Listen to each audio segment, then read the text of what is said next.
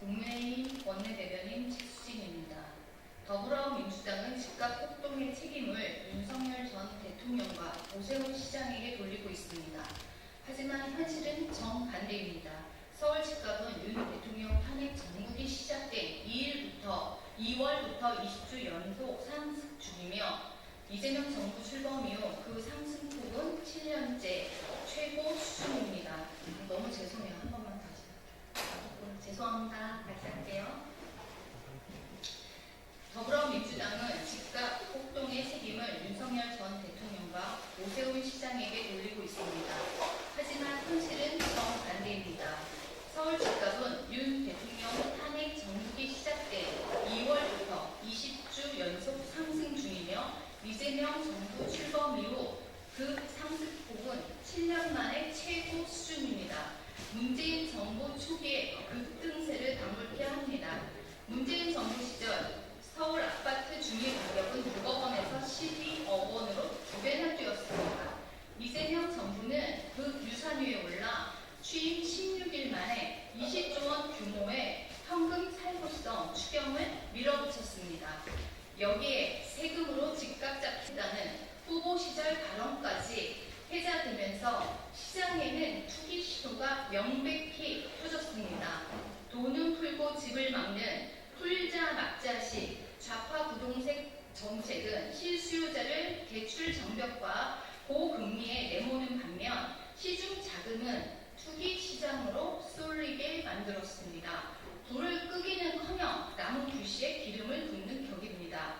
시장 가열은 주거 불안을 키우고 있습니다.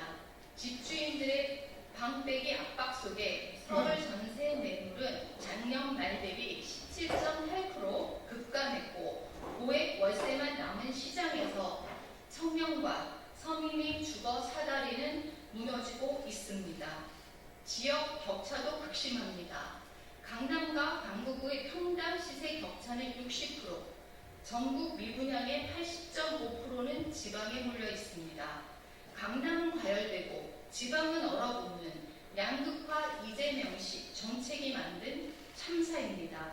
그런데도 민주당은 여전히 윤석열 탓, 오세훈 탓만 반복합니다. 전산난도 남탓, 집값도 남탓, 정책은 없고 핑계만 남는 정권, 국민은 더 이상 핑계로 포장한 무능을 견디기 어렵습니다. 불난집의 부채질, 잘못된 길의 핑계질, 지금 필요한 건 남 탓이 아니라 제대로 된 부동산 정책입니다. 김민석 후보에 대해서 말씀드리겠습니다.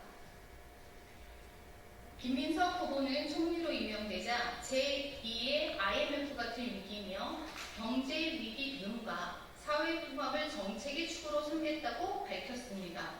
하지만 인사청문회를 통해 673조 원에 달하는 올해 정부 예산 규모도 몰라 수치를 얽어보내고 GDP 대비 49%에 달하는 국가 채무 비율에 대해서는 20에서 30% 사이로 알고 있다는 황당한 답변을 내놓았습니다.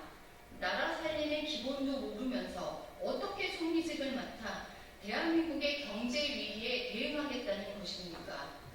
대한민국은 헌법 54조에 국회는 국가의 예산안을 심의 확정한다고 나와 있습니다. 국회의원의 가장 중요한 책무는 법안을 만드는 것과 국가 예산에 대한 심의 기능입니다. 김 후보자가 사선 국회의원을 거치면서도 국가 예산 심의에 충실했다면 기본적인 국가 예산과 채무조차 모를 수 없습니다. 이재명 대통령은 지난 대선 기간 동안 엉터리 호텔 경작으로 포퓰리즘 재정 정책을 옹호하고 나섰습니다. 과거 실패한 문재인 정부의 소득주도 성장 정책보다 더 엉터리 궤변 경제 철학입니다. 이 대통령에 이어 국가 재정의 기본도 모르는 김 후보가 총리직을 맡아 대한민국의 경제 정책을 제대로 이끌 수 있는지 국민들은 불안해하고 있습니다. 과거 김민석 후보는 2002년 서울시장 선거에서도 이명박 후보의 청계천 복원사업 공약을 두고 반드시 실패하는 사업이라며 강력히 반대한 바 있습니다. 하지만 김 후보가 최악의 도시 교통난과 상권 붕괴를 예고했던 청계천 복원사업은 가장 성공적인 도시개발 사례로 손꼽히고 있습니다. 그동안 두 차례 불법적인 정치 자금을 받아 유죄 판결을 받은 바 있는 김민석 후보의 석연치 않은 수입에 대해 검찰 수사 착수에 들어갔습니다.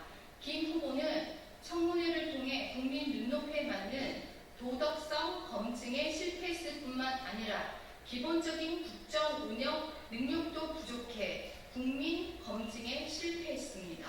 지금이라도 김민석 후보는 총리직에서 자진 사퇴하시기 바랍니다.